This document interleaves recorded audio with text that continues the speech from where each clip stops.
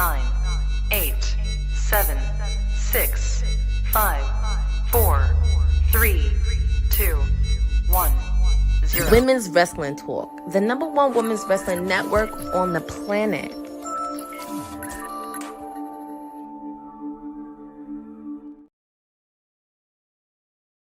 What up, y'all? Happy Wednesday. I really was going to say Monday. Happy Wednesday.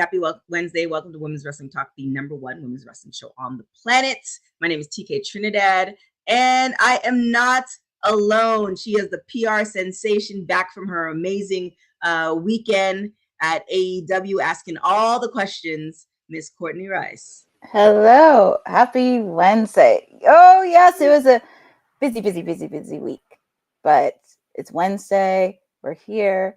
Yes, it's Dynamite, but we also got some stuff to cover because next week is WrestleMania week. Can you believe it? Like, I just can't believe it's here. We were talking about it months ago, and it's finally here next week in Vegas.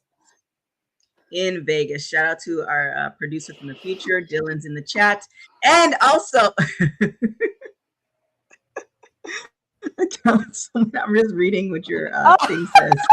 Oh my God. The councilman is in the building. What's good? That Jezebel took my fruit snacks. Who's this Jezebel? My bad. That was too much information.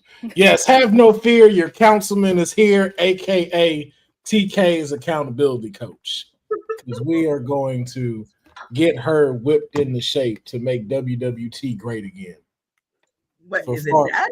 Are you telling me something that transpired while I was gone for 4 days?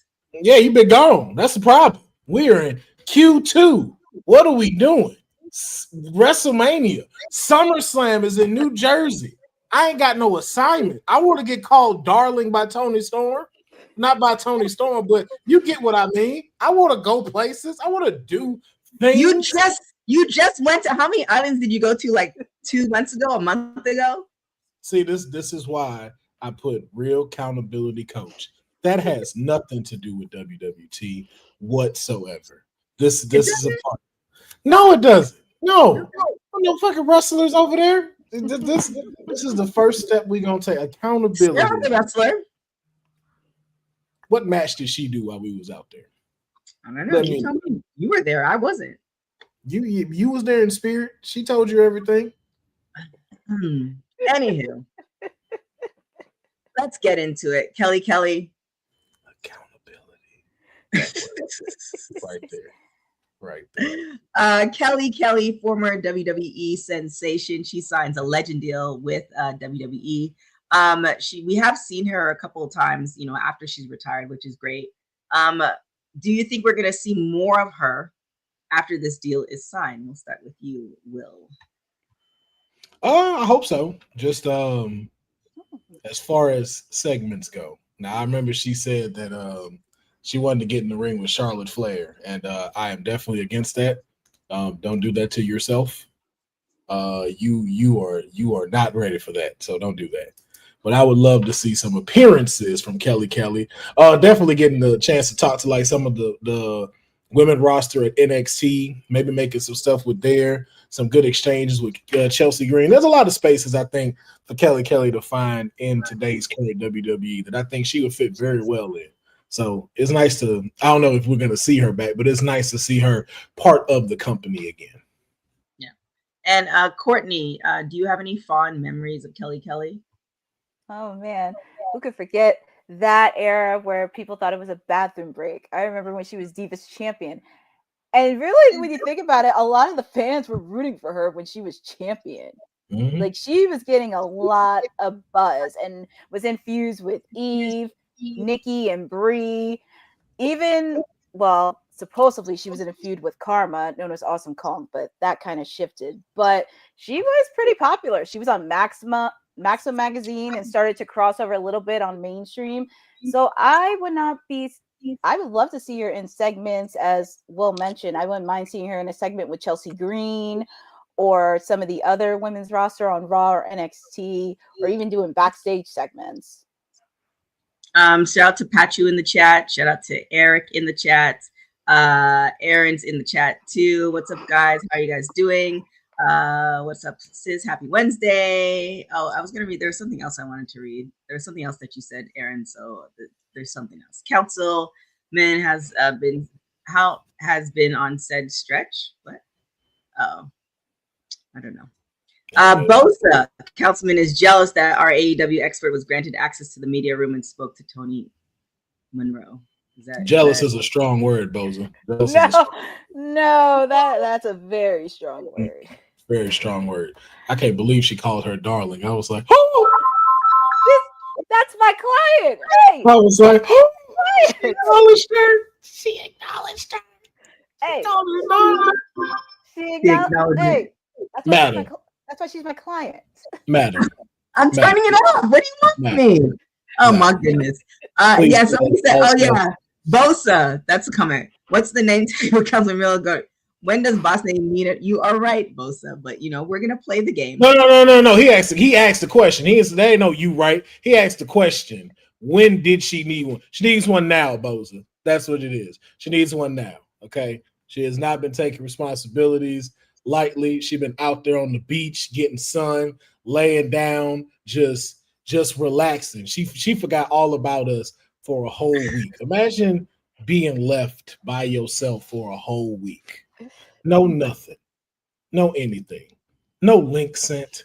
No, are we gonna be on today? You got a link yesterday for NXT. I got a link at 4:48.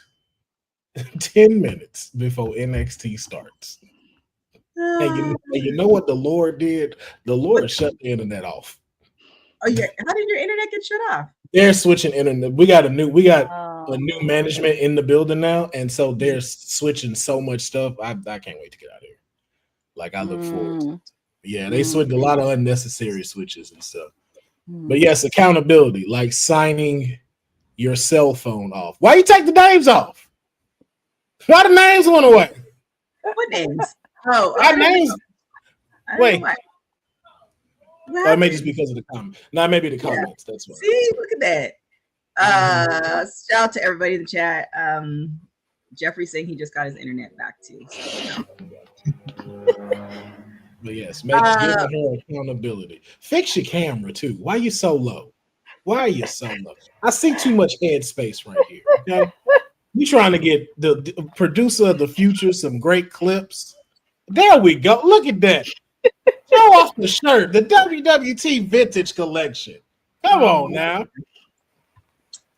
Let's talk about it. I don't think we had a Raw show, but I did get to watch Raw on the plane ride back to Los Angeles.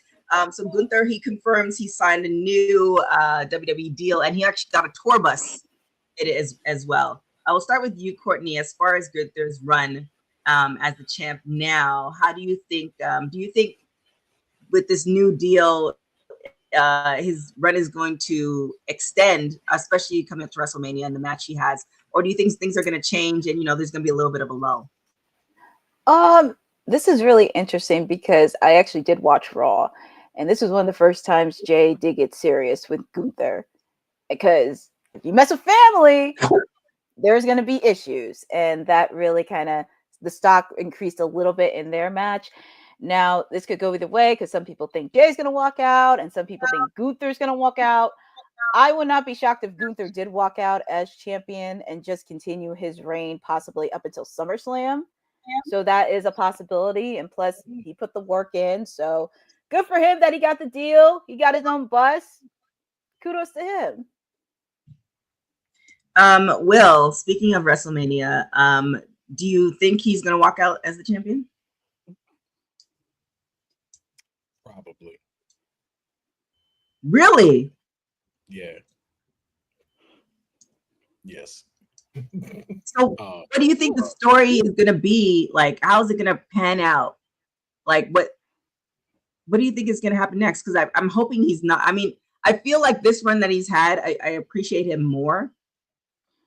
And ironically, fun fact, that clip that Honey, that you have of Honey saying Gunther, I sing that to my dog Beulah all the time. It's very weird, but it happens. But yeah, I feel like,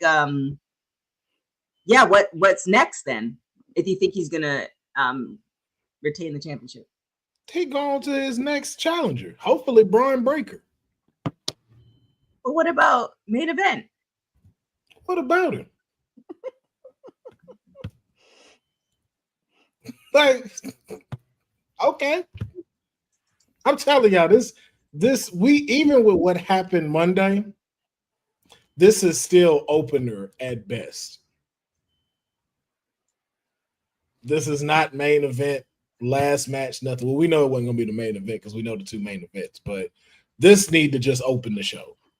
Because I'm still not convinced. Just because Jay is doing this now again with his face and he's saying I'm not scared no more, that still has nothing to do with the fact Gunther's gonna dog walk you in that ring. There has been no change in his wrestling prowess or anything. And do we really see Gunther losing twice in a row? Like, and then two, losing championships back-to-back WrestleManias? He can't afford to lose. No. At WrestleMania. Then what about? I mean, what about the whole bloodline and how that's, because it seems like now it's kind of, it's no longer the. I mean, everything changes, the ebbs and flows of it, but with everything that's happening and how the crowd reacts to Jay, like, it doesn't it feel underwhelming if he doesn't win? It feels underwhelming now. like, are you hyped for this match? The fact none of y'all answered says it right there.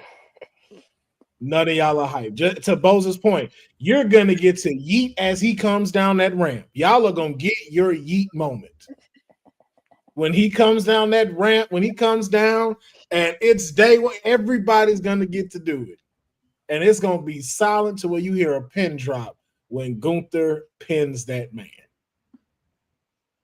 Because even if you say, "Okay, what's next?" Then what's next for Jay? Well, that's the question. What is next for Jay? Nothing.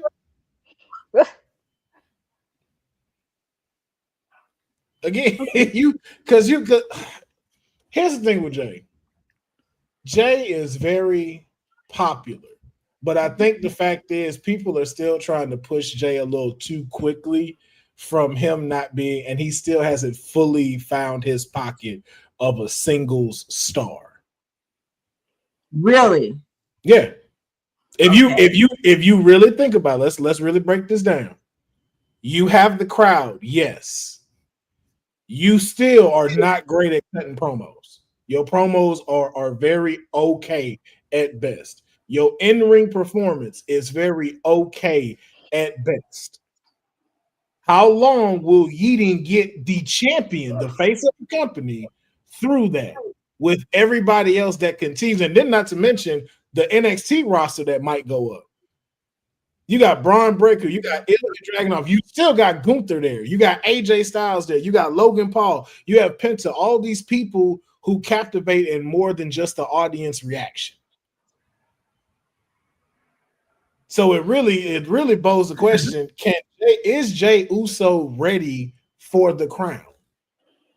I think he's been ready. I feel like we missed a few opportunities, and now to circle back, like, now him and his brother are back together, which is fine. But I feel like when he had a true singles run when they were separated, but now you're bringing them back together and they're interacting as brothers. I feel eventually they're going to go into the tag team space, which they've been in for 10 plus years. So I feel like maybe the opportunity might have passed, and now they realize the opportunity might have passed. And now if he does lose, then what happens next? Like, even with the new Day versus the new Usos, I want to see what that looks like. I want to see that run back now, because they've had different iterations now. Big E's no longer part of New Day, so I feel like the opportunity might have been missed. I don't know if that's going to come around again where he can have a singles. Yeah, that's the thing. I think you missed the train a long time ago. Anyway. Now, to me, it's like it's just like, if he listen, this is one of also those times of I would love to be wrong. I would love to be wrong. And to your point, Aaron Teagle, I have no problem issuing an apology if that man is a new world heavyweight champion. But as of right now, outside the yeeting part, I don't see what makes him world heavyweight champion outside of that. After he comes down from the rafters, then what? And none of y'all saying anything. So, like, tell me, like, after the rafters, then what? Y'all really ready to see Uso splash close out shows? And that's what I'm saying. It's kind of like when you put it like that, it's one of those things where it's like when the bloodline was really hot, like having him and the separation of the two, yeah. But I don't know yet. I don't know now. Like it's very like I don't know where he fits into that equation now. And that's a hard thing to think about, because when you see certain stuff, like you don't question that when it was Seth versus Drew for the world title. You didn't question that. You didn't question that when it was, even so, you didn't question that when it was Cody versus Logan.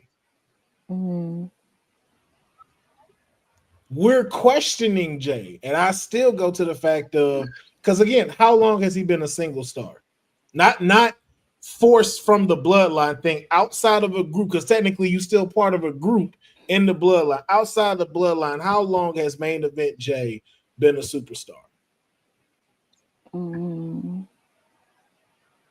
Well, I mean, are you meaning like including his tag team run, or just no, just as a single main event? Yes, when he went to Monday Night Raw, how long ago was that? Damn. That was like a year, 2 years ago. Right, and through half of that first year, he was tag team champion with Cody Rhodes. Intercontinental run. What happened to that?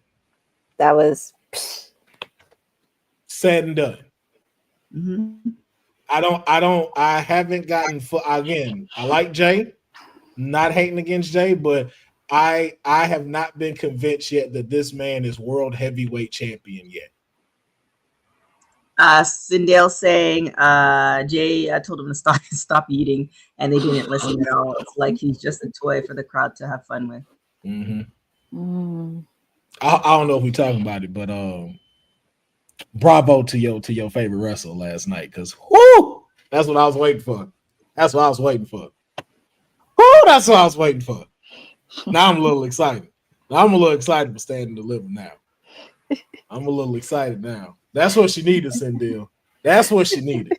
Jay is a new star that used the Royal Rumble to stamp a ticket to WrestleMania. If Cena stamped a ticket via the Royal Rumble, there'd be concern from people. No. We'd have been okay with that. Again, nobody in the panel or in these comments have said different as, do you see him as champion when you get past him coming from them rafters? Well, then here's the follow-up question, right? So it seems like he's missed the opportunity. And do you think with the proper storyline, the opportunity can come back around again? Yeah, because again, we haven't even seen that with Jay. Give me a rivalry with Jay. It's just main event Jey Uso. None. It's usually he get put in a match, or then he gets put in a match that has title implications. There's never been one like legit. You've never seen Jey Uso and Finn Balor in a straight rivalry that go on for like 2 or 3 months. So all of it is still there for us to get it back. Like, just because the moment is gone now, don't mean Jay can't get it back. Because it's the same way with Cody. Right. Cody had to go through a few rivalries before we were like, okay, I don't mind him finishing his story. Well deserved. It can be the same thing for Jay. Yeah. But again, a lot of things you're supposed to have to develop you as a single star, we bypassed and sent him straight to the top. And now we're seeing the flaws in some of that. Well, like I said, or like we all said at the beginning, at the top of this show, WrestleMania is next week, which is insane. It's absolutely insane. So John Cena is advertised for the final WWE SmackDown before WrestleMania 41. Given all of that, I mean, and I'm not. I think we will be doing a WrestleMania prediction show because I think a lot of us are going to be there, and it's going to be. It feels like every WrestleMania there's just more and more shows and more stuff to do, and it's yeah. With that being said, what do you think is going to happen? We'll start with you, Courtney, in the SmackDown before WrestleMania where John Cena is concerned. I will say watching that promo on Monday between him and Cody was pretty good. It was pretty solid. And the song choice just fits it all together. I'm just curious on what's going to happen because it's the final one before our sister, honey. Mhm. I learned my lesson last year. I'm not betting against Yeet Man. That's smart. Hey, But I'm going to tell you something. Cody, it's going to be a war of words. I would not be shocked if somebody strike another again. And also a possibility, because we have not seen the final boss on the final SmackDown before WrestleMania. So there's a lot of layers that could happen between John and Cody because it's been a war of words. First it was John, then it was Cody. Lots of unanswered questions, but I just smell something is going to happen in their main event. Something. Possibly shenanigans. Possibly somebody trying to get another title shot. But this is predictions.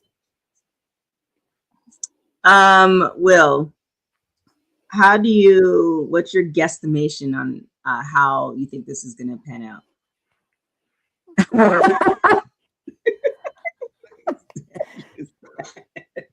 yes, Mayor. Yeah, we have not started. We have not done that, Mayor. We will wait till the top of the hour when you arrive, and we will switch. Because yes, I saw it as well.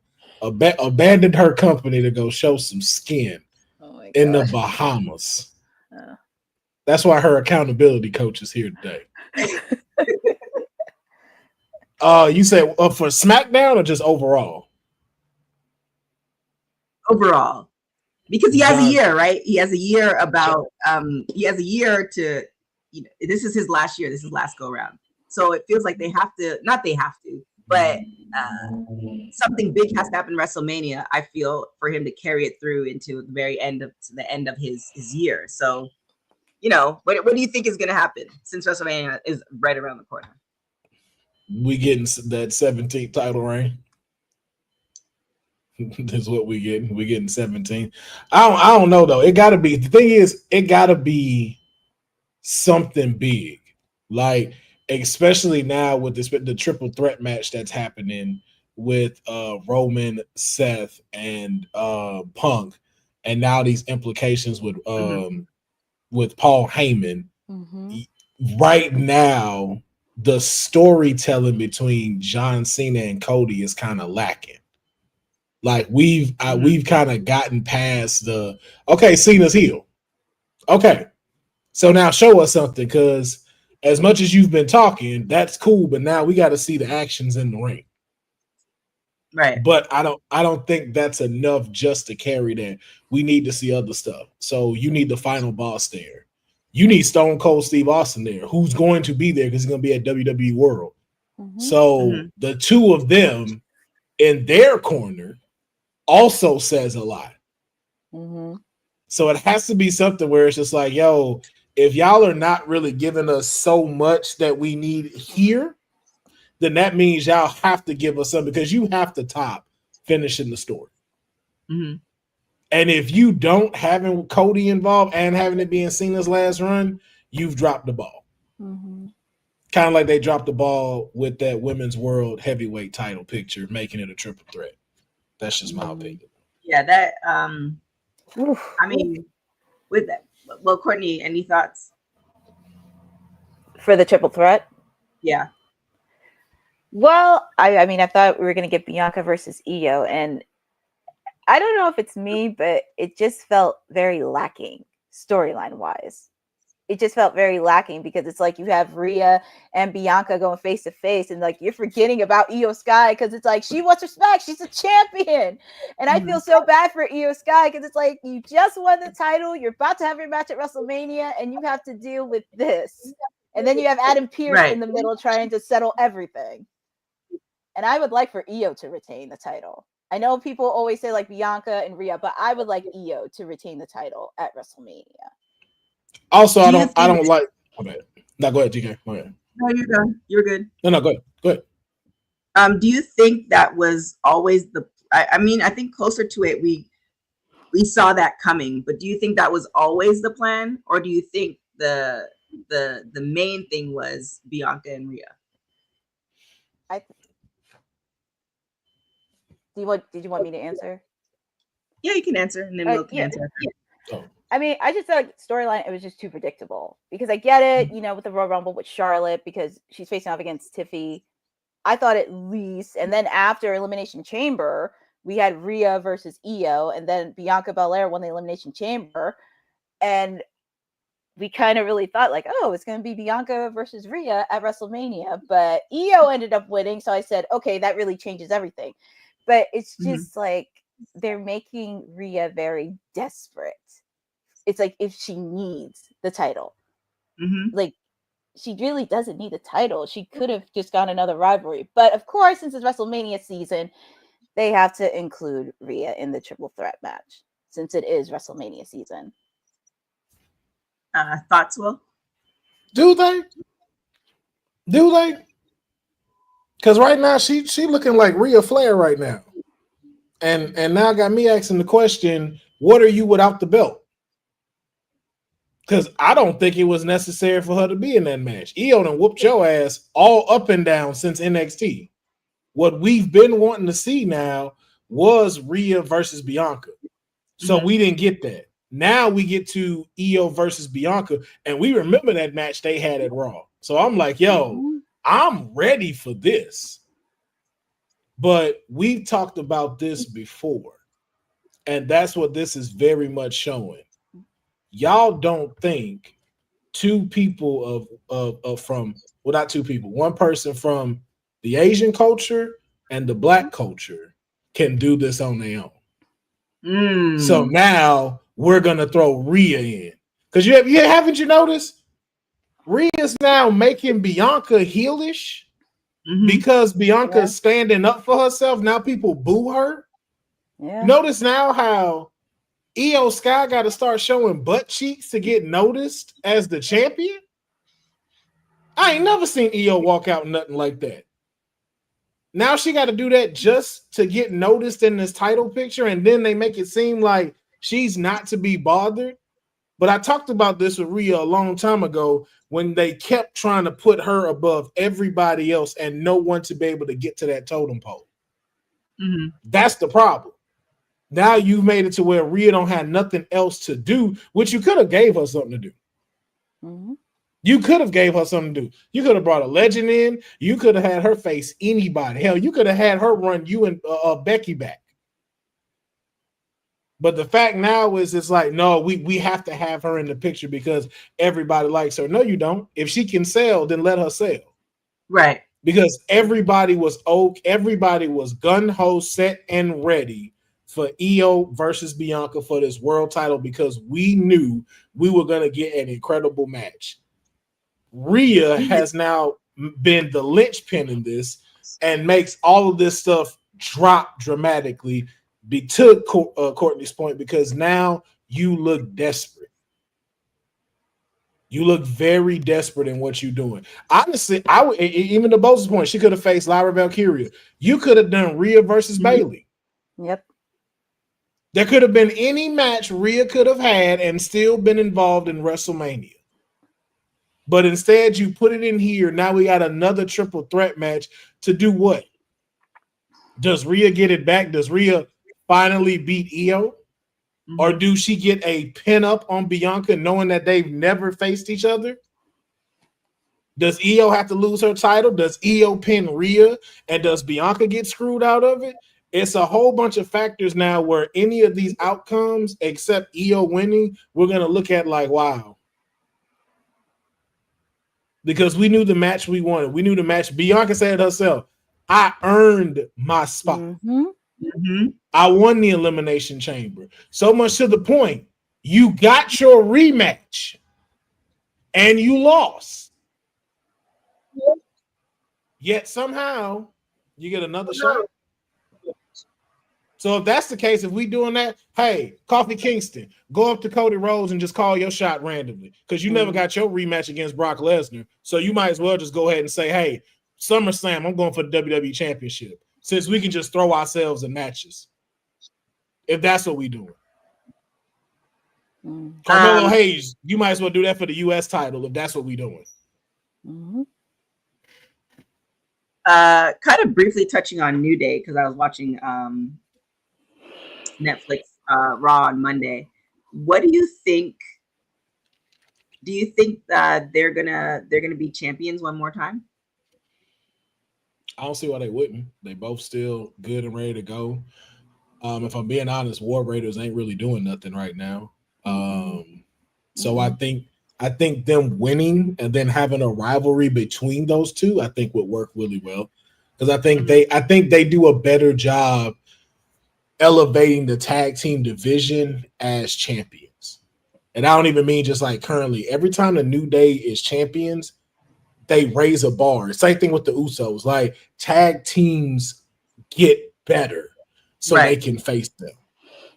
And I think that's what Monday Night Raw needs. You need this heelish New Day as the champions to make American made a little bit go, okay, I need to really focus on this. War Raiders. I don't know any other tag teams that LWO, because LWO showed they ass off Monday. Oh my God. Them boys was going at it Monday. Yes, they were. But I think that's what Monday Night Raw needs. They need to be champions again to raise that tag team division up. With that being said, talking about WWE overall, so Nick Khan, he's pretty much he doesn't necessarily take fans' reactions into account as far as social media. I mean, we often see it where fans have opinions in WWE universe and the wrestling community in general on social media. We all have opinions on stuff, whether they're for a story or not, or whether they're for a wrestler or not. Nick Khan says he doesn't really pay too much attention to it. Will, is this like the right play? Because, sometimes, how you boo this? How you boo this? How we booing this? And today's her birthday, by the way. Happy birthday to Bianca. Yeah, it's her and birthday. she made this. How we I'm sorry. That just be getting me, man. I don't. What was your question, TK? I apologize. Nick Khan not necessarily paying too much attention to social media and fans, thoughts on storylines and stuff like that. Do you think that's the right play, or do you think fans, because they are so invested, they may have some good ideas that can be used? For instance, Jay is so over that maybe if they did pay attention, it wouldn't have been a missed opportunity. Hell no, Nick Khan is rich. Khan don't need to be listening to us and watching social media. Hell no. That's not the person that need to be paying attention to that. Creative need to be paying attention to that. That's who need to be looking at that stuff. The people that are writing the storylines, the people that are pitching like what they want to do next and stuff, and then whoever is above them, those are the ones that should be paying attention and taking that into accountability to see like what needs to be done. For him, like, pay attention to keeping this company afloat. Pay attention to that. Pay attention to making it continuing to make it a safer environment for wrestlers. If y'all want him to concentrate on something, why don't you concentrate on making one of us the head of your stuff? How about that? How about you actually start letting women close out PLEs? How about you actually start letting Black people be on PLEs? Maybe that's something Nick Khan can focus on rather than just our storylines. That's maybe something they should pay attention to. Like, hey, why don't we start paying attention to them? Just a thought. PR princess herself. Any thoughts as far as using social media to the advantage for WWE? Like, how can they? I mean, there's so many things that are out there. Is there something PR wise that might be a good look? Because we have, like, I think Kasant, is he doing something for WrestleMania or SummerSlam? Kai Sent. What is his name? You know what I'm talking about. Kai Sanat. Yeah. Kai Sanat. My bad. Kai Sanat. Thank you for that, TK. You're welcome. He's doing some stuff. We've had a lot of different social media people on the PLEs, thanks to Logan Paul. So do you think there is something there that could be said, or that could be used, I should say? There are some things that need to be said. Don't have a problem with social media, but why boomerish? Very boomerish. This is actually very lack of what that boy name is? Cassette? That's his name? That boy name? That little boy that be on the earth. The bad thing is, I also think his people are from Trinidad, so I feel extra bad. Oh. They are actually. Yeah. Oh. My bad. No, that's fine. But anyways, going back to your point regarding social media influencers. I mean, this is just me. This is not the fan person. This is like the PR person in me, because I'm very, very lenient, and I had to work with a lot of influencers. I never have a problem with influencers when they enter the wrestling space. If you're gonna enter the wrestling space, at least know the specific terms and all the superstars and terminology, so you don't feel lazy. And this is no shade against not Logan Paul, but some of the influencers that's been there recently, because I felt like some of them had no idea where they had to be, and I'm just like, what are we doing here? So I think that is something Nick Khan and everybody from the TKO, WWE need to figure out exactly who they're looking for specifically in influencers. And you can also look at Women's Wrestling Talk right here. There's no problem. You can have us there, because we know some of the terminology. We know most of the superstars on all three of your shows, and have a familiarity on what it needs to be. Because when I look, I just feel like they have no idea what they're doing. And of course, they want to get the clicks. They want to get the engagement. I get it. But at least try to know some of the terminology and also the event that you're going to. Doesn't matter if it's a WrestleMania or a SummerSlam or a Survivor Series or whatever. So I'll just leave it at that. Also, put that blunt out before you come on camera. Okay? You do not need to smoke weed that bad. You could hit the stuff before you come out. Like, come on, man. Blowing a whole backwood in front of children, on the children. Listen, I think it's hilarious when kids get contact high, but not at my WWE. You do that in the privacy of your own home, not at my WWE. Were you on? I don't think you were on the show just yet, because when you said that, I thought of Honey, and I think we were talking about something. Oh, it was like last year, man. She's like, not my rock. I wish we had like when we pulled clips, we have like a database, because that was hilarious. Honey had some good. Oh yeah, Honey had some good moments. She's like, not my rock. It was hilarious. If you were there, you had to be there. So. Another place you had to be is when Tiffany Stratton and Charlotte Flair had their moments. First off, we'll start with you, Will. What did you think of it? And how do you think this is gonna play out? Horribly. I said a lot of this on my kayfabe show last week and went in, so I'm gonna try to paraphrase that. The problem with it is that one, it reminded me of the Attitude Era. I will say that. But two, it also showed a lot of stuff, and it still makes me even more concerned about Charlotte Flair and Charlotte Flair's mental state. And I still believe now even more that it was too early for her to come back. And I don't think they are taking that as, I think they're not taking that as important as they should. Because I saw a lot of stuff to where the Charlotte Flair that I'm used to would not have done that. And I think the fact is you have a lot of stuff that this woman's dealing with that she may not be saying, or it may be being overlooked, but it showed itself during that time because it's a lot on her shoulders. One, WrestleMania itself is a lot. Now also taking, you're getting divorced and you still have to come to work. Not only you have to come to work, you got to come to work in the same place your person you getting divorced from is on the same show as you. So you have that to deal with. Now you also have to sit across the ring from the person who they say is your replacement.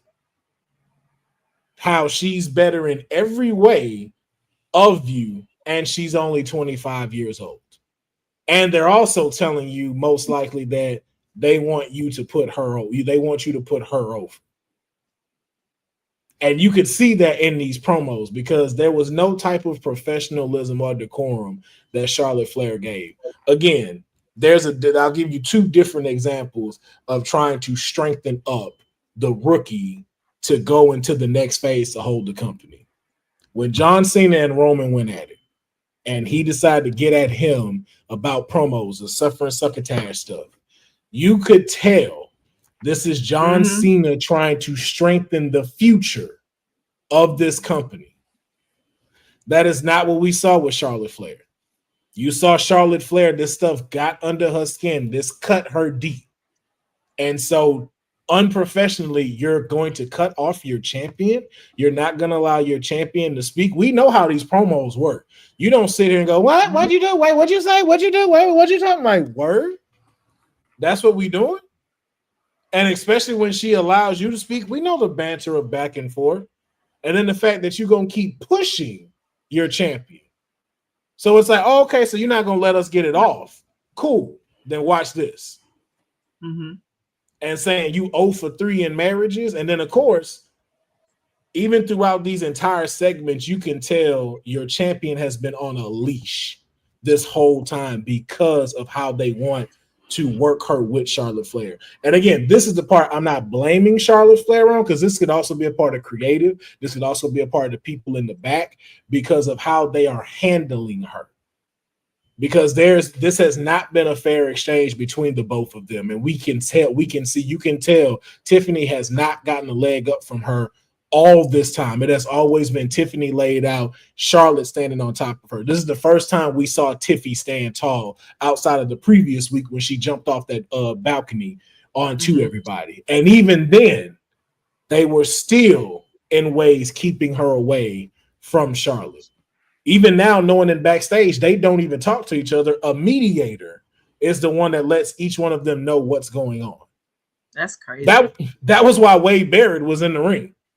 It wasn't because of anything else. It was like, yo, if these two start scrapping, they using me to be able to keep them. And that shows so much right now. That's why Tiffy got out of the ring so quickly, because she knows she cannot put her hands on Charlotte. Otherwise, then she might lose the belt. And the whole throwing the whole Kaiser DMs, it showed them like, yo, Charlotte, you're way better than that. Even she knew, and you saw it in her face when she stood like this, like, because you knew you were better than that. And so now what really concerns me is what happens when the bell rings. Is this Fabulous Moolah versus Wendy Richter all over again? Is Tiffany able to trust Charlotte? And that's the thing with Tiffy. Tiffy is my client, but Tiffy is 25 years old. Tiffy has never been in this position. This is Tiffy's first WrestleMania. Right. This is Tiffy's first WrestleMania as champion. And you are going in with an unstable Charlotte Flair. She knows how to put on matches, but do you know how to, like, it's nothing to say disrespectful to her, but she's not been there long enough to develop the ring IQ that she needs to be able to work that if Charlotte decides to flip script. Like we saw with Hogan and Rock at 18 where they had to completely change everything because of what the crowd did. Tiffy has not been built yet to go, okay, Charlotte chopping me pretty hard. Charlotte's now doing stuff we didn't even talk about doing. Now, what do I do? I'm hitting her with moves and I pin her. She don't even let a one count hit. Now she's just not even like acknowledging the move I'm putting on her. So it's gonna get very interesting between them. But what it shows me also too is that's another one of the matches that they might make go early because of how unstable it seems right now.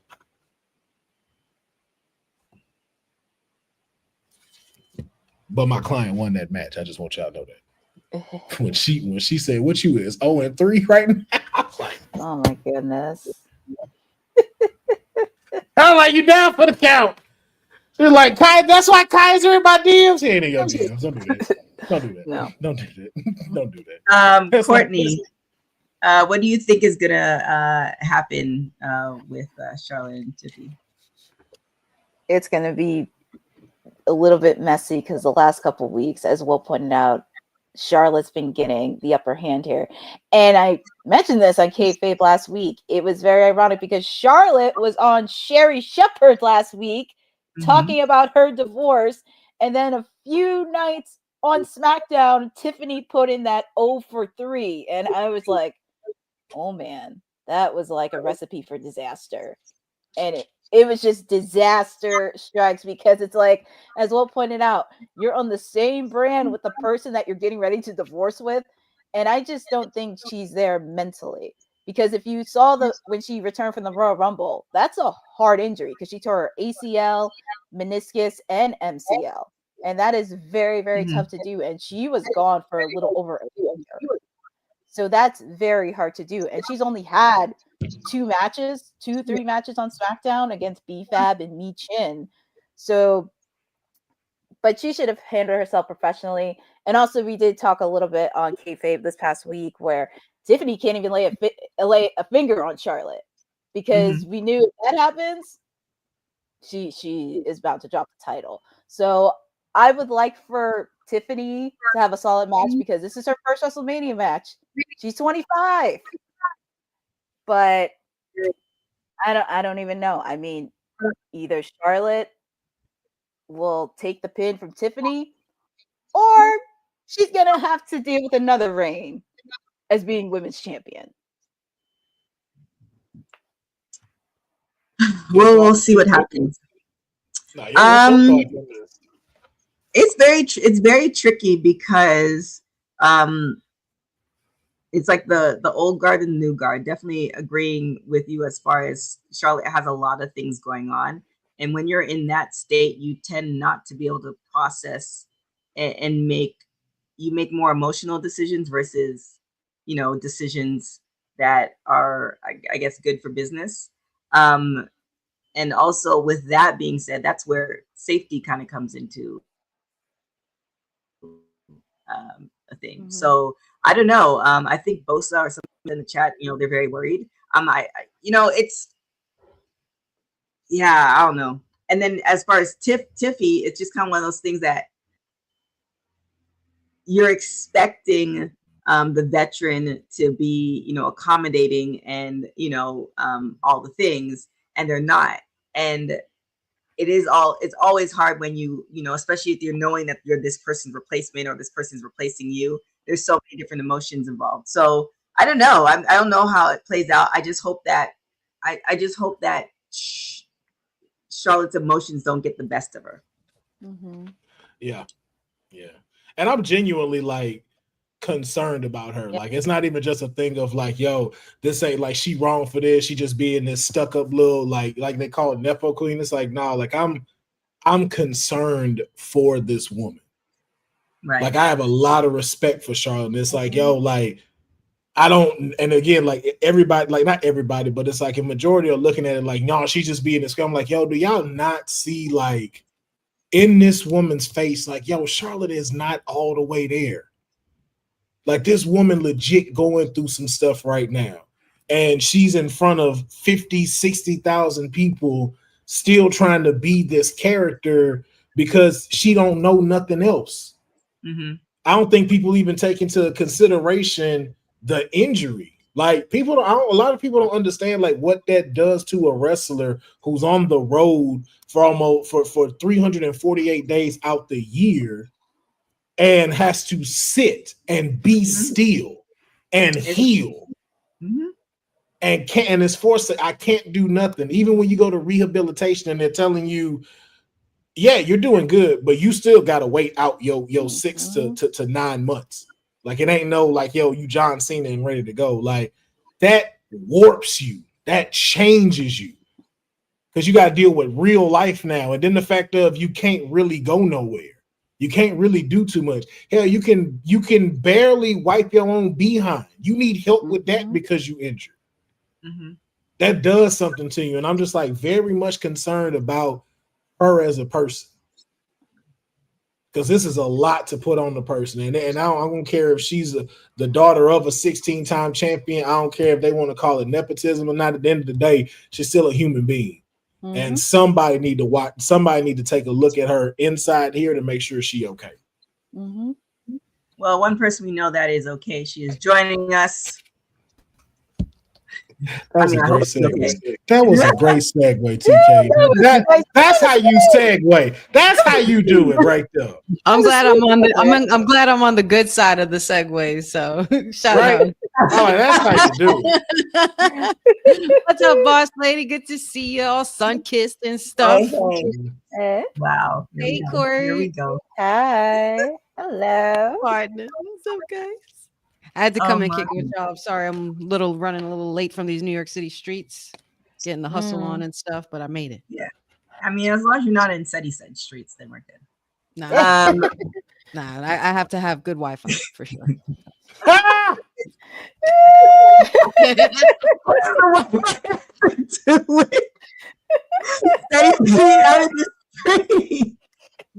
Listen, that Vice City Wi-Fi be questionable.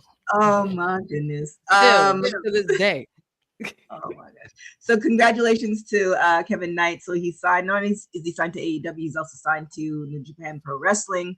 We'll start with you, Courtney, because it's a AEW tie-in with that. How do you think he's going to fit into the current roster?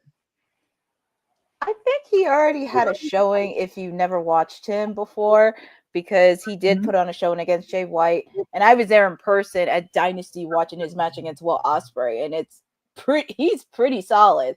So I definitely see him as being a future star within the AEW realm, also being useful in the partnership with New Japan since he previously wrestled over there. So I would like to see him really be in some storylines. I know we're gonna talk a little bit about that later, but continuing the fallout for Dynasty, he's also in a match that was announced for tonight as well. So I'm very intrigued on what's gonna happen. I would not be surprised if I see him like in the TNT title picture with Adam Cole, or also possibly with whatever they're gonna do with Kenny and Okada. I would love to see him in the Continental Classic later in the year.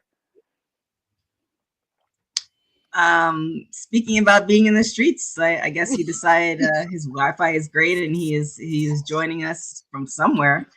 Say is also say his name and he will appear somewhere in the world. I was gonna let y'all cook that, but I will not tolerate the disrespect.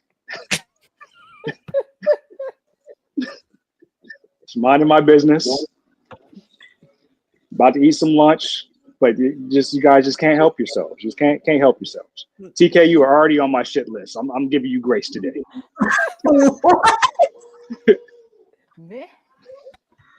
Oh my goodness. Anything else said that has to do with the show, or is there anything else that you would like to say? None of it has to do with the show. None of it. This is all off the record. TK, we got to discuss some shit. Okay. By the way, the shirts. She has the shirts, Mayor. By the way, just letting you know that. I do have the shirts. The shirts will be mailed out. Yes. Okay. I think he's more concerned about the body butter though. Well, she said she was doing it in the combo, so she has it. Yes, so correct. It is in the TK works. has my address, allegedly. I guess during Christmas. If I don't have your address, Somebody else does. I'm sure I can ask, the folks in the streets. I can find it. I got you. Not the folks in the street. It's possible. I was Like gonna it's say, public I was gonna knowledge. say around Christmas time, you got to put yourself on that VIP list, man, because then you get. That's See, I thought I was on the VIP list when I went to the birthday dinner last year. I thought that's when I got initiated. Initiated. Yeah. One would think, right? One would think.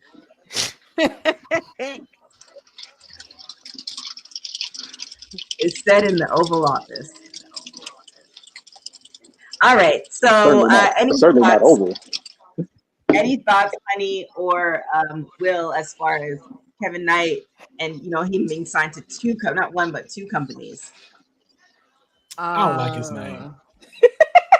Yeah, I don't like his name either, but I don't know. But that's neither here nor there. But I think it's cool. I think it's gonna be interesting to see how he balances both. I mean, I don't know. I'd have to wait and see. And he's going at Will Ospreay. Mm-hmm. Yeah, you better be ready. Strap those shoes. Yeah, he need a new name. He need a new name. I should see how his presentation is in like each company. Like since match in AEW this past week, Nicholas about his WWE trial. I'm going to see like how he presents him and how differently the character will show on AEW television versus New Japan television. Well, I heard television. Whatever the Wi-Fi allowed you to do, bro, because I couldn't hear anything. I heard television. That's what's going on here. You're completely frozen, dog. Got the bad Wi-Fi. I mean, I'm case in point, y'all. It's just bad that we said that he came on and that happened. That's so messed up. It's just to prove my point. It just proves my point. Oh, like it don't help that she just said that shit that Well, okay, well, with that being said, we'll let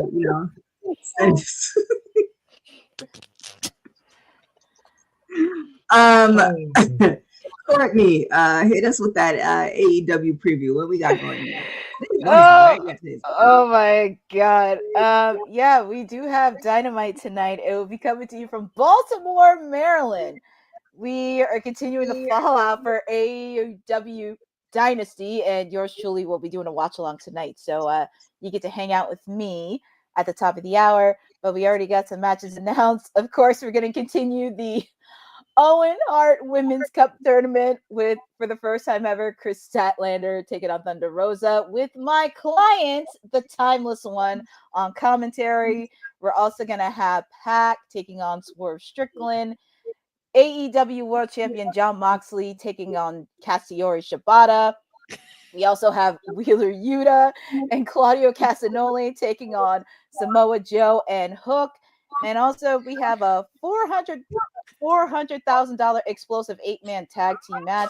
Don't ask me why with the money, but we're going to have Speedball Mike Bailey, Will Ospreay, Mark Briscoe, and Kevin Knight, who we talked about, against Ricochet, Leo Rush, Action Andretti, and the Beast Mortos. We're also going to have a tag team celebration for the Hurt Syndicate after their victory over Big Bill and the Bad Apple. And we're also going to have some TV time with Chris Jericho and the Learning Tree. And that's AEW Dynamite. That's like a lot of stuff going on. Is there anything in particular that you're looking forward to seeing? I mean, I'm going to shoot it to Courtney, but if there's anything that stands out to you, Will or Honey, let me know as well. I just want to see the aftermath of Dynasty. I want to see more Tony. I want to see what's next for Tony.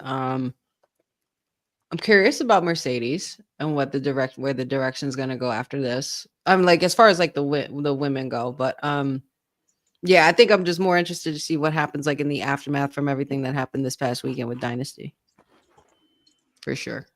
I'm ready to see what's his face? Coke Ball Bailey. I can't wait. I like him now. That's my boy. Coke Ball Bailey. That's my boy.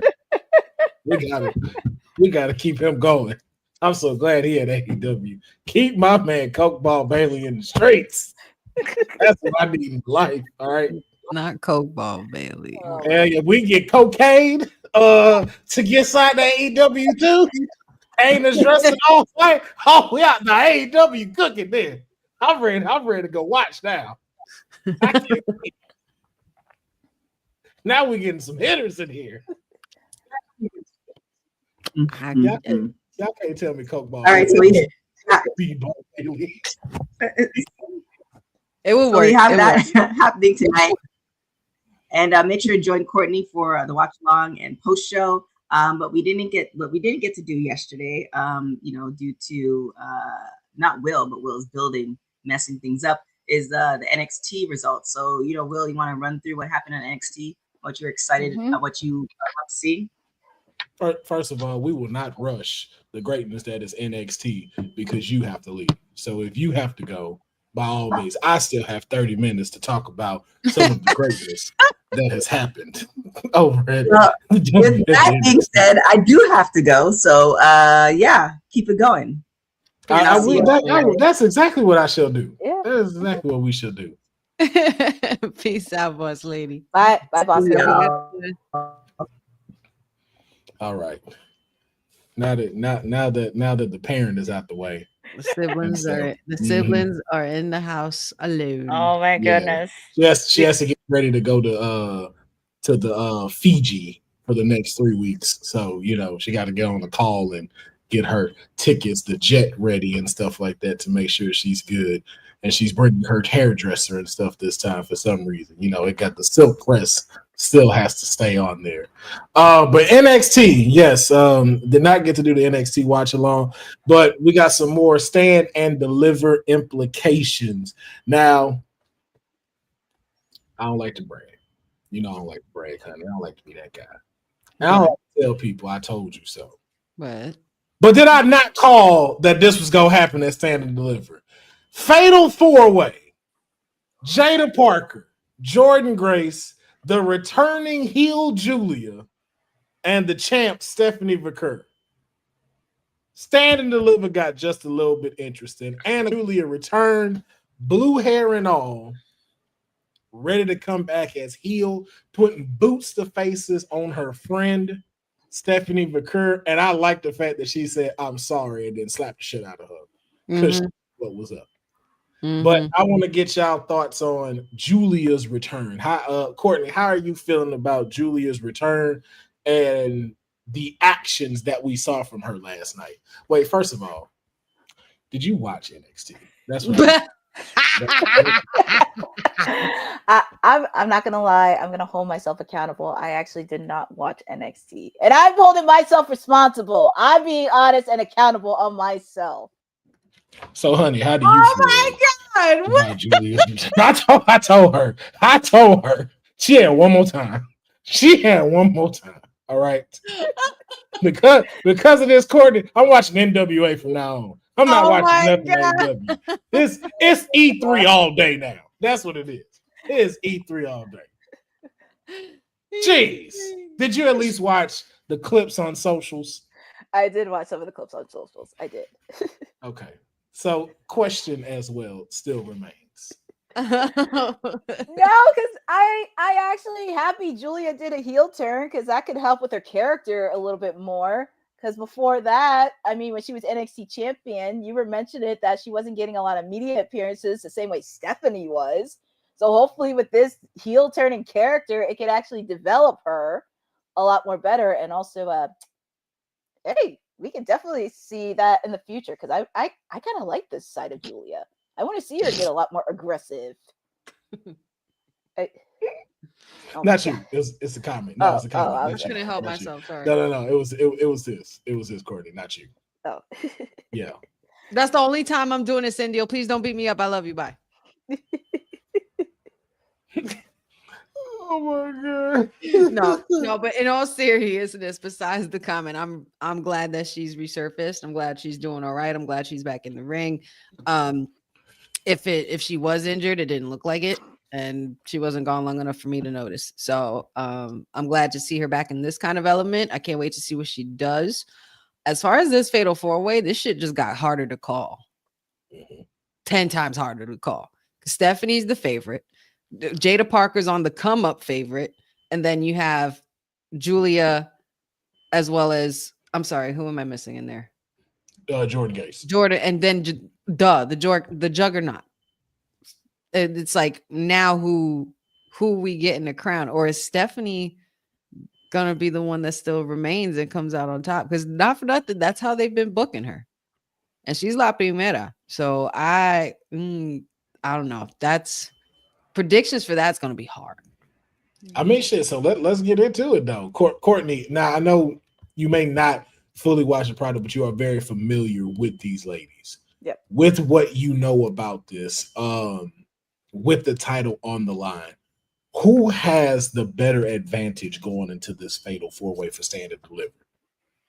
Oh, this is really a tough one because all 4 ladies are deserving of it, but I'm gonna have to go with Stephanie on this one. I would like for her to retain the title and just continue, because I even after Stand and Deliver, who knows what rivalry she's gonna have with Julia or Jordan Grace or maybe Jada Parker or maybe somebody else outside of the realm within the women's division. But I see Stephanie Vicura retaining. I'm a little more excited now what Sindel said about Julia cutting promos in Italian. I'm like, I'm ready to see that. I'm ready to see her hit this Italian real quick. But honey, same question to you though. Who has the advantage in this fatal 4-way? God. You just had to go there. You just had so here's the thing. You I tried to not say she came, because I almost said she came back blueprint ready, and I was like, I don't want to do that. So I tried not to say it, but for some reason I knew Cedric was gonna say it. I cannot with these comments. Julia Monet, Julia's out here looking for blue. That's pretty nasty work right there. But as far as who I think has the advantage, it would be easy to say that Stephanie's at a disadvantage, but she's literally going to be in a ring with women she's been in the ring with before. Has she beaten Jordan Grace on paper? I don't think so. Yeah, because Jordan Grace was in TNA by the time Stephanie really started like getting through, and I don't think she was doing like independent shows. Yeah, as far as who has the advantage, I honestly think it's, and this might surprise y'all, but I'm gonna go with Miss Parker. I'm going with Yam Yam Bigelow. I think that she has the upper hand only because she's gotten in a lot of these women's heads. She's also a very tough competitor. She's not overlooked, but she's someone you shouldn't overlook. And she's hungry, and she's got nothing to lose and everything to gain from it. So I think with all that being said, Jada Parker has the advantage. It's easy to say Stephanie doesn't because she has the target on her back. She's coming in as the champion, but I don't think Stephanie is really threatened by these women. Yeah, she doesn't fear a threat for her reign. Yeah, I think it's gonna come down. I think it's gonna come down to the final wire of that match. I think it's gonna be one of those like where you think this person about to get the pin and then something happens where someone else, I don't want to say it sneaks it, but gets the opportunity. So it's really gonna go back and forth between all of them. Mm-hmm. But one thing is for certain, like you have so many of them now that's going to put on like a great show between these 4 women. Like you're going to get to see the juggernaut strength. You're going to get to see one of the rising stars of the developmental side in Jada Parker. And then just to see Julia and Stephanie actually go at it and have a little more time to do things, not kind of like how they had at Madison Square Garden, because it kind of felt rushed when that championship came. So I want to see like the aftermath of those. I want to see like what Julia brings, you know, to Stephanie, and how is that going to affect Stephanie? Is Stephanie not affected by it? Is she able to separate that friendship from when she steps in the ring? Those are the questions that we're going to see. Hold on, wait a minute. Now I also agree with this with Cindil, because Roxanne Perez is the most talented women wrestler in WWE right now. Just so we throwing that out there. Like, I like Stephanie Vaquer, I like Julia, but let's not ever get it twisted. Who's number one? Okay, that is the Prodigy. All right, we wouldn't have all these people if it were not for Roxanne Perez. You got China, Trish Stratus, Lita, AJ Lee, Paige, Roxanne Perez. You can throw the Horseman there if you want to. That's like a good side story. But pillars in the women's division. You skipped Asuka though. Just saying. I said what I said. Okay. I'm just saying. I don't remember. I didn't say he was wrong. I didn't say he was wrong. I don't remember Asuka changing nothing. I don't remember Asuka pushing no new heights except for herself. Great wrestler. Io is the best women's wrestler in the company. Y'all trying to fight in this chat today. I ain't gonna lie though. Io crazy as Io, Io's crazy. Man, we're not gonna sit here and sleep on Io. This is the second time, second in a row coming in as champ. That's why she's a genius of the sky. She put on last year, and she's literally gone through every woman in the main roster and War Games last year. Io is like, you know what's crazy about it? Io, I don't know how Io did it, and I feel like it needs to be studied by creative. Io found a way to get in here with not being able to really speak English like that, and got over on the crowd as a heel and as a face, and became very more marketable. That's the shit. That's why this whole Rhea thing pissing me off. She can't do no wrong. Yeah, but that's why the whole Rhea thing pisses me off, because you're taking that light away from her, and that's not fair. Like, Rhea, you've established yourself already. Like, there's no time that you couldn't come out and be like, I want a title match, and you gonna get it. She's won twice at WrestleMania. Yeah, and it's like, this is that time for Io to shine, and especially what we've had these frequent conversations with when it comes to Asian wrestlers and trying to build that bridge. And it's like, yo, y'all steadily not allowing her to be the center focus of this. Even like when you see it in the ring, it's like, oh, we're watching Rhea and Bianca go at it. Like, and if I'm being honest, I don't give a fuck about that match. I don't care about that match whatsoever. I don't care about Rhea and Bianca facing each other. I really don't. Is it gonna be good? Cool, but I don't care about it. I wanted to see Io and Bianca. After Io beat her on Raw, I was like, yo, I need a best of 7. Yeah, it was very Andrade and Carmelo Hayes, but like, I feel like, it's another thing that's missing, like, or I could be wrong. I mean, what do I know? I'm not in the writer's room, but whatever. If I was, I would fit, like, especially with you guys mentioning in the show earlier, and Councilman, you mentioned it yesterday, like the way the buildup has been for this WrestleMania is so different from last year that it's like, we don't know what to expect. But if I was writing it and I wanted to keep people talking and not have it feel so lackluster, I'm adding a stipulation to this match. Where's like the women's Hell in the Cells at? Where are like the women's Last Woman Standing matches at? Where's the women's, like, Falls Count Anywhere or I Quit like, you know what I mean? Like, we haven't really gotten that at Mania in a minute.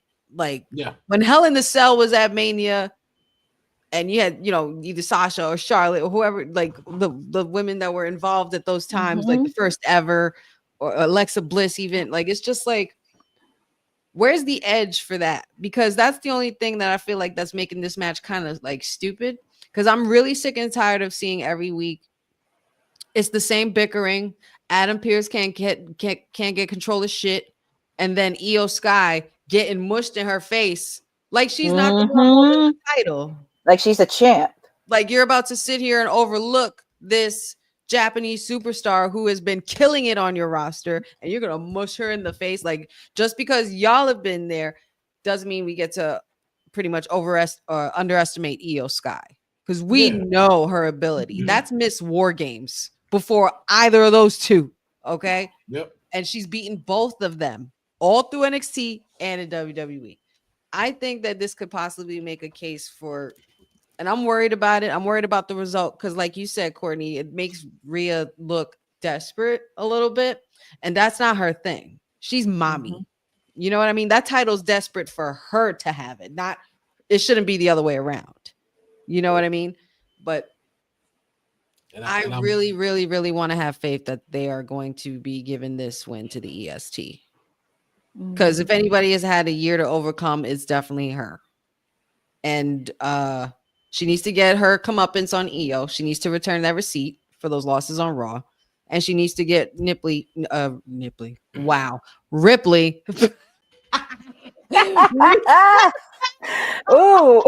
and it's only Wednesday. Hump day. Hello. Rhea Ripley pretty much out of the way at WrestleMania. Because, I mean, if we're not going to get Bianca and Rhea now, I mean, that's not going to happen with Io in the picture. But here's the thing you're also forgetting is the same thing with Gunther. Do you really make Io lose back-to-back WrestleMania with titles? Because look how long it took it took Io an entire year to get back. And are we really finna make her do that again? Maybe. Nah. Rhea I wouldn't want to make her do that. That's why she pins Rhea at WrestleMania. You protect Bianca from taking the L. Yeah. You risk so she's not risked. You let Io pin Rhea. And then Bianca was still end up being technically undefeated at WrestleMania. Yes. She's never been pinned. And that's then let that feud. That's the part that I'm worried about. And then let that, but again, too, like, why are we worried about that record? Like, what's the record? How many? Okay. I know, but I'm just saying, let her go further with it. You can't spell any WrestleMania without EST at all. So. And I think she'd still be a EST with her at WrestleMania. I'm just saying, I don't think the streak is as the streak shouldn't define her. Yeah, and it's not as relevant and as important as what Io's doing right now. Like if Io loses, that's a huge letdown on her side. One, that means she's only been champion for a month, and now she gotta try to come back. And it's it's not cool. If Io wins, it's because she's gonna have help. I don't even think so. I think it's gonna be because Bianca and Rhea are gonna be so focused on each other that she's gonna sneak in the win. She's gonna capitalize on that. She's gonna capitalize. Yeah, there we go. She's gonna capitalize on it. That's exactly what's gonna happen. Because there's also the whole. All right, wait, hear me out. Because I know we ain't seen Damage Control in a minute. We've seen Io and Dakota Kai together every now and then. Kairi Sane is building her way back. She's appearing on the socials. Looking good, I might add. But then there's also Asuka returning soon. I believe she's scheduled to come around in May. But if the reports are not May, and if it's earlier, could she have something to do with Io Sky either winning or losing? I don't think none of that's gonna get involved. I think Kairi and Asuka going back to NXT to help Julia. Ooh. That's what I think. Ooh. I think they're going there. Asuka back in NXT. Oh my god. I think that's where they're going. I think they're going there. Okay. That's what I'm saying. Io don't need the help. That's the thing that she I'm doesn't also anymore. No, she doesn't. And I don't, if they were still a faction and they were heels, but Io's been the favorite. All of it, it's been her and Dakota. That's it. But it's let Io win clean. Let Io show hey, there's a new era for the women's world championship, because the crappy part about it is ever since that title has been given, it has always been in some kind of circulation around Rhea. Even when Liv was champion, who was her main focus? Rhea. Yeah. Mm-hmm. We've had the Rhea era. Let that girl go do something else. I mean, I wouldn't mind going to bringing Rhea to NXT with all the shit they got going on now. Send Rhea to SmackDown. That too, because she hasn't been on SmackDown. She's been on Monday Night Mommy since she got there. So yeah, she ain't been on no. She ain't part of no faction or nothing. And the draft coming up. Send her ass to SmackDown. Let her go there. Let her go fight some stuff. Let her be U.S. champ. Well, she'll be going after Tiffy or Charlotte. I'll take that, but it's like, yo, I want to see Io have a real reign. I want to see Io really defend the way she did in NXT. Yeah, like she deserves to have that. We deserve to see that. We deserve to see her put on 5-star matches like she normally does, and against other people that we can now see believably to fight. Because I loved Liv versus Io at Saturday night's main event. I thought that was dope. And even to Dylan's point, like I think that also would be a better way to spark heel Bianca and babyface Io. How it did switch now? Come on now. I'll be with that because I've been waiting, like patiently waiting for Bianca to go back to that because she's on her way. Because especially after that, everything that happened at Elimination Chamber, her friends, her team pretty much in shambles, and now she's on her. You know what? I'm on some me shit, and I don't need to mess with anybody. I learned my lesson. I'm not going to trust so easily. And guess what? Oh, I don't give a f. So on top of that, and you can't beat me. And I'm the EST, and like she has the accolades to pile it on. So I would love to see her bring out that side of her, because when you go back and watch those tapes of Bianca in NXT, she was young Bianca in NXT. This Bianca, like main event in WrestleMania, the grill and the girl and the black lipstick and the main eventer, like the EST of WWE, like really come out, like just amplify what you did in NXT even more now on this level. And that amplifies the story even better, because if Io picks up the win, I love when she did that. If Io picks up the win over Rhea, that sparks Bianca's heel change, because now she's pissed that she didn't get her one-on-one match with them. And then now this brings Rhea back into the chase, and then let her go build up the women's division at wherever she at. Let her go and do that instead. But then now you have these dope matches that you could put between them, and now them running like that. But it's like, yo, if Rhea walks out world heavyweight champion, like, yo, you've done a disservice to the women's division again. I'm gonna talk a lot of shit, but I know we only got like a little bit, because I know Courtney got to do her watching long. So let me try to go through another couple. Yeah, we went into a whole nother couple. But it was very factual too. It was very factual. Yes. Yeah. Very, very, very informational. Yes, it was. But we also found out that we have 2 more people who have been added to the NXT North American ladder match, which is Sol Ruka and Izzy Dame. Sol Ruka defeated Jasmine Nix, and Izzy Dame defeated Ren Sinclair, and both of them will be advancing into the ladder match taking place at Stand and Deliver. Again, just two people that we hope to see in there, and glad to see them up in it. We also found out that there's now going to be a gauntlet match, similar for SmackDown's tag division, now going over for NXT's tag team division. There will be a gauntlet match to determine who will be the number 1 contenders for Fraxium at Stand and Deliver, who also regained their title, well, in a non-title match, picked up a victory against 2 punk ass kids called Swipe Right and whatever little Gen Z or whatever the little kids was, and kick their ass. So, but shout out to them, and over there at Evolve, they are doing their thing, as well as the Culling defeating Hank and Tank. Hank and Tank trying to figure out how to get their groove back, even having having a segment with the Street Profits and letting them know to just be themselves. So hopefully we'll see if that inspiration moves over into the gauntlet match. But something very interesting that happened as well was the new North American champion, Ricky Saints, came out, new plates and all on the title. And it was very interesting, what was set up to seems to going to be a match for Stand and Deliver, and the contestants. We had Ethan Page. We also had Eddie Thorpe. And we also had Wes Lee come out. And all three of them are now eyeing the North American Championship. Now, my question, and I'm going to ask you, Courtney, because you know these folks a little bit better. Why is Sean Spears not involved in this?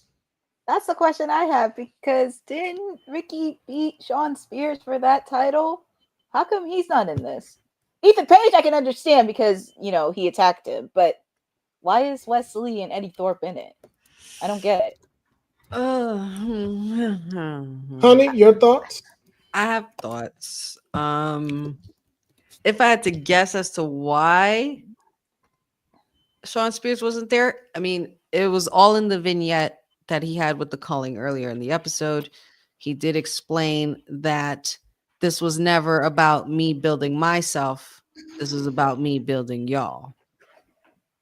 I mean, I don't know how I should take that, but taking it as a viewer, I'm like, okay, I guess. But that's kind of not what I wanted as a viewer for you, Sean Spears, because, you know, you're the big man in this group. You're the leader of the faction. So you have to have some kind of weight on you, some kind of gold, something. But we're here. As far as the candidates, and it's no shade or disrespect to any of them, but I'm not impressed. And that's just me putting it lightly. Eddie Thorpe, we ain't seen your ass since you got beat. I don't know what you're doing anymore. I loved it for Eddie Thorpe at first, but now I'm just like, all right, this is completely falling off the rails for me.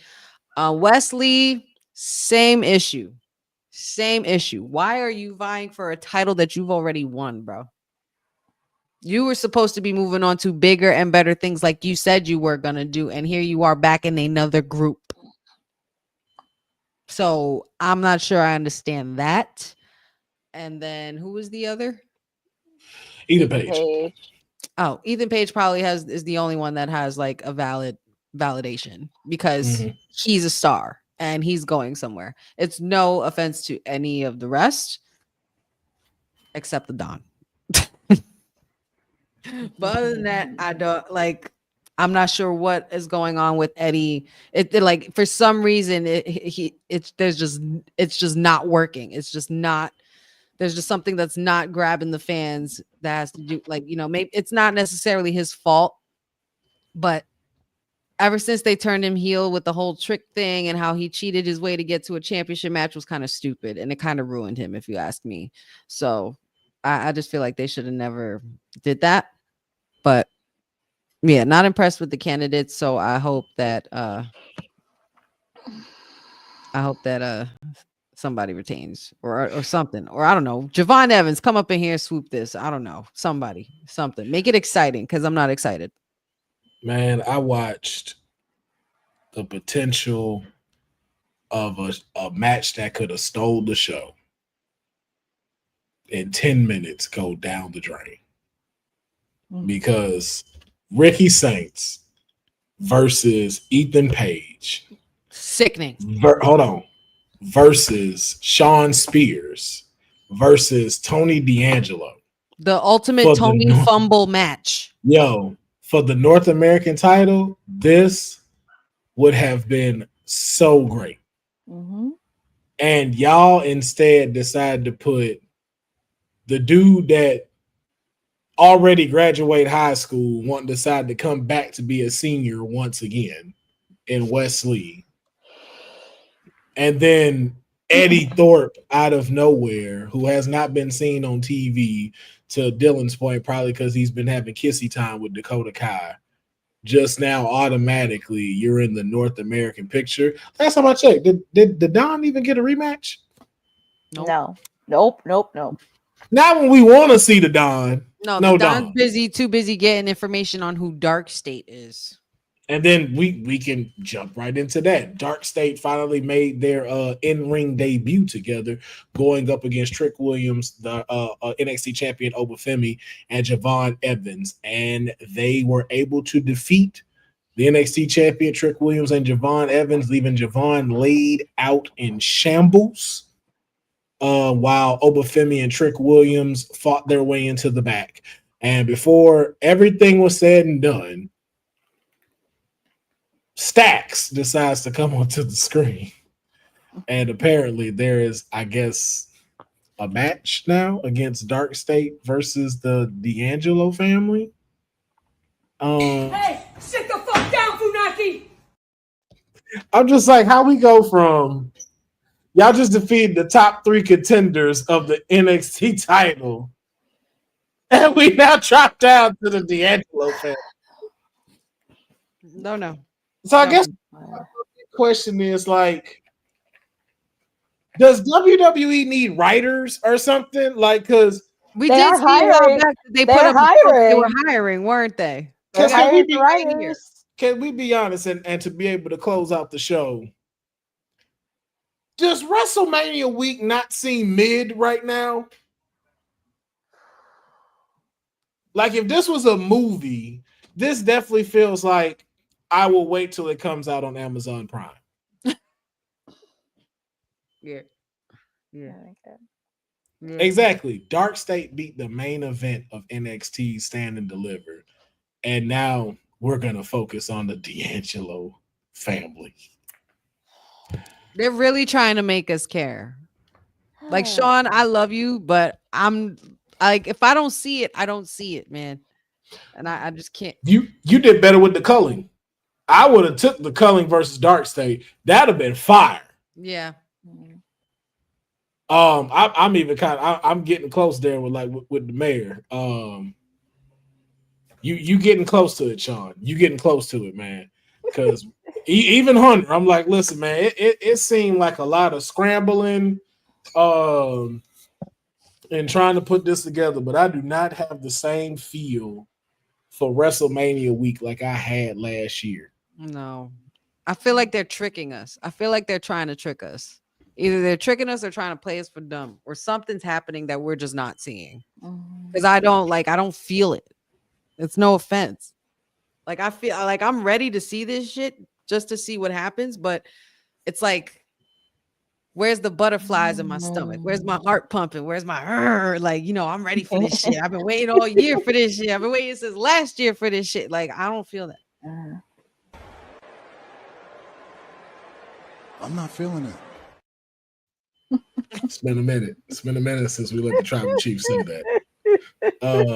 No, both to your point, it'll be good, but It's not gonna be last year though. it's not. And again, I'm not expecting it to be last year, but I'm just do it. I'm not or at least measure up to it, and I don't even see you measuring up to it at this particular point in time. Like, everything with WrestleMania, even Stand Deliver. With Stand Deliver, I only have 2 matches I'm interested in. That is the Fatal 4-Way ladder match. That's it. And that's saying something, that my client is in a triple threat NXT title match, and I do not care. That's wild.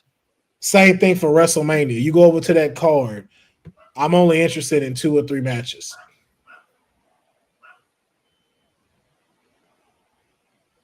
That's it. Like, it's okay. It's okay. WrestleMania right now is like X-Men Apocalypse. It's okay.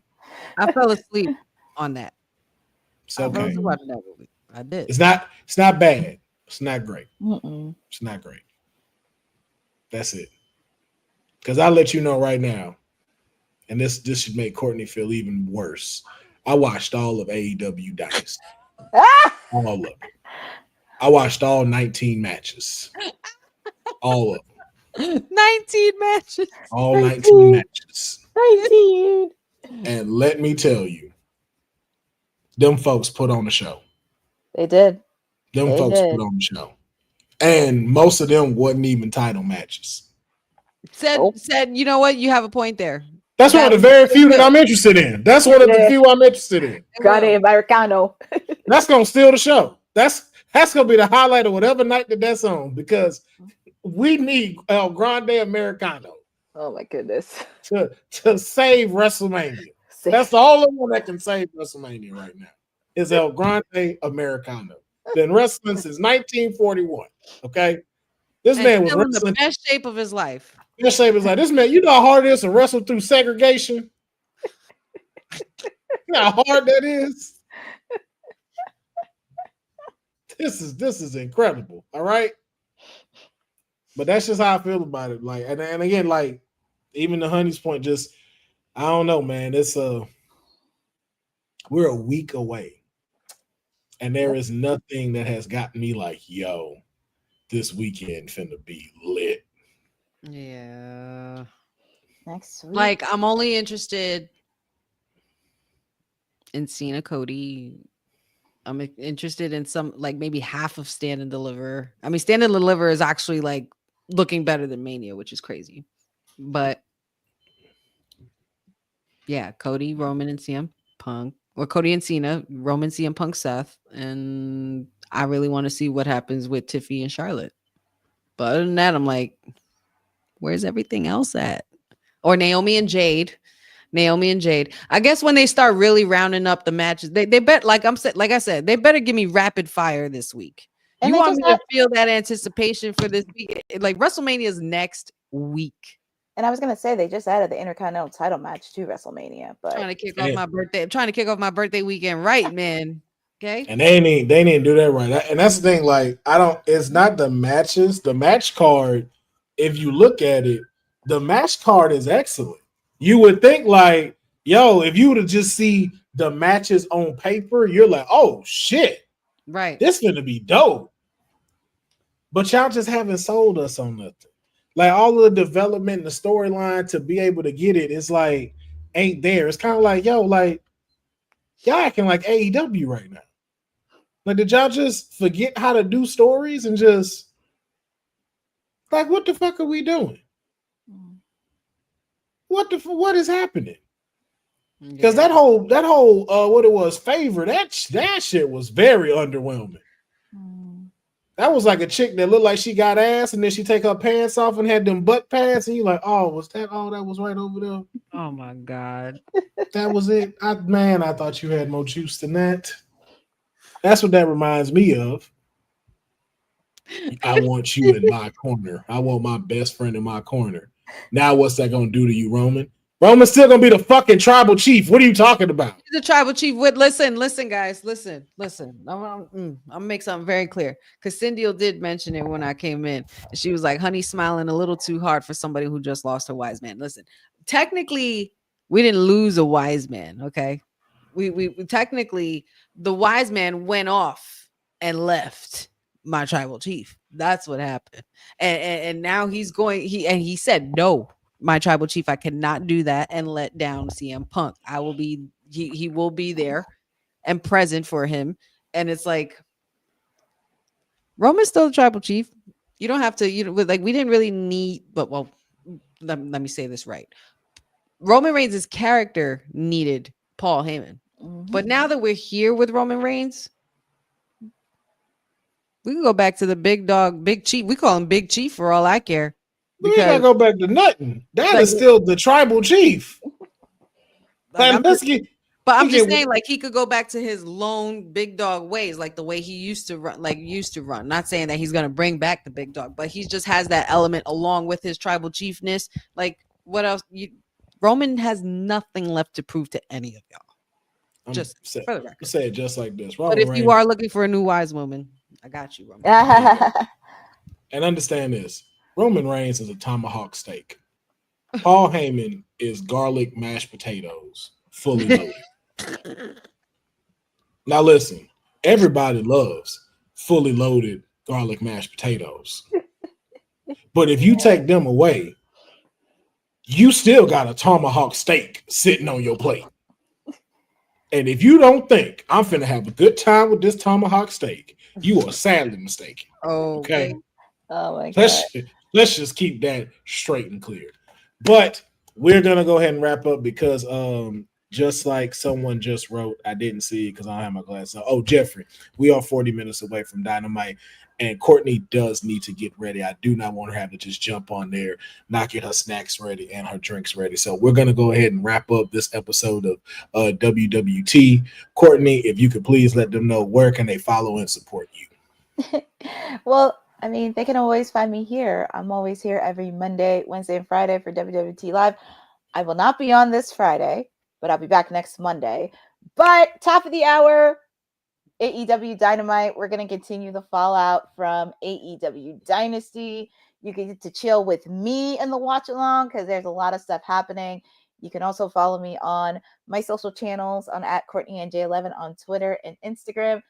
If you have not watched it, go make sure to check out my latest post featuring my client, the timeless one, as I had the chance to answer a question for her. Also, I got to see my other client, Anthony Bowens, at the press conference as well. So feel free to take a look at that.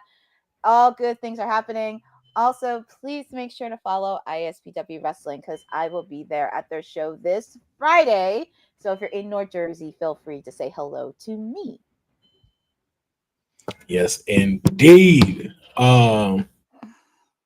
Oh yes, a shout out to the mayor because he was in attendance here in LA for the MLW show for Battle Riots, and we know we're gonna be having some drops coming on the way. Looking forward to seeing a lot of that content that he was able to get over there at the show.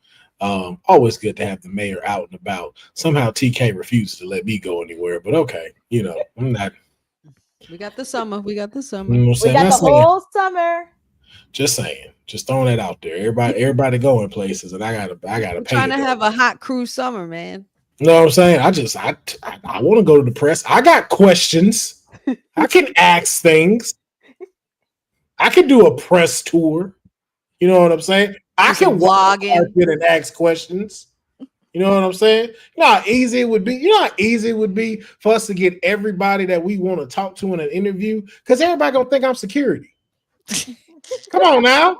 Yeah, he's gonna get me to rank everybody up to come near Honey or Courtney. Look, we need you to step right over here real quick. You don't know what the fuck going on because they think I'm security. TK, come on, man. Put your center guard in. Come on. I don't know sports, so I hope that's a position in one of these leagues. Whatever. Honey, how can they follow and support you? You guys could definitely these days follow me at Hey, sit the fuck down, Funaki! as well as All Things Wrestling with Honey on the socials, and you can find me here randomly Monday, Wednesdays, Fridays. I know I've been in and out. Beehive has been buzzing, Honey Pot's been buzzing, just trying to get some things cooking for y'all. And yeah, Wrestling with Honey on all socials, Wrestling with Honey podcast, and the Kayfabe podcast with my brothers. Yes, indeed. You can find me at You wretched little bitch. all handles. All handles. I love that clip so much. Oh my god. One word. I love it one so much. It's just so good. The emphasis on it is perfect. Yes. I think one that's word. definitely like one of Courtney's best clips. That's probably one of the top 5 best clips. Like, yeah, we got a lot of clips. That is top 5 right there. It was in the heat of the moment. You remember when we found it? Me and Councilman, we found it randomly. We were like, wait, what's Courtney saying? And then it said, you wretched little bitch. And we completely popped and lost it. I was like, Courtney. Like, Courtney. Somebody pissed her off. It's like, never seen this side of you, Courtney. It was, yes, Miss Mariah May. She did my client dirty and she spat in her face. Brutal. Yes. And then look at her now. Look at her now. Beltless in Seattle. But then, yes, you could find me there. And as always, when it's all said and done at WrestleMania, this is what you're gonna be hearing at the end of that Jey Uso match. Gunter, the ring general Gunter. And still world heavyweight champion. Nah, I don't know, man. I know I vouch for Gunther a lot, but after last week, man, you made me mad, Gunther. You wrong. You know you wrong. You wrong. Predictions are gonna be fun next week. WrestleMania predictions. What are you doing? That's what Jay was doing in the ring. Oh, Oh yeah. Oh yeah, he was doing that during promos. All right, what the fuck is he doing? Because he was like, I ain't scared of you. I feel like, all right, I feel like that's his like bite in the glove, like Mike Tyson, because he knows he wants to knock you the fuck out. I don't know. That's how I took it. Stop. Oh my god. That's how I feel. I want y'all to go back and watch him do that. That's Cringe. that's just what he look like. This. Oh my god. I just can't. Oh my god. I'm finna make a clip of that and post that today, by the way. Just so y'all know. Dylan's gonna clip that, and it's just gonna be silent. Yeah. Just put it with random clips. Be like, where you been all night? Thought you was coming home tonight. Did you catch up on all the shows? You don't like Brett. You know what? Shut up, you asshole. You just Like, had to get one in there. You had to get one. I thought we was done with this, but that was a compliment. No, First off, okay, well, it sounded like it was shade, but okay. Nah, that shit just it sounded like underhanded shade. Man. They look like when you go out on a date and they show you the bill. All right, y'all. We gotta get up out of here. Thank you so much for watching WWT, the #1 women's wrestling network on the planet. We will catch y'all Friday. Peace out. Thanks for joining WWT. Don't forget to like us on all social media platforms at WWTalkpod. Like and subscribe on all video and audio platforms, like yesterday, my G. And check out our website at www.talkpod.com. Thanks for watching Women's Wrestling Talk, the #1 women's wrestling network on the planet.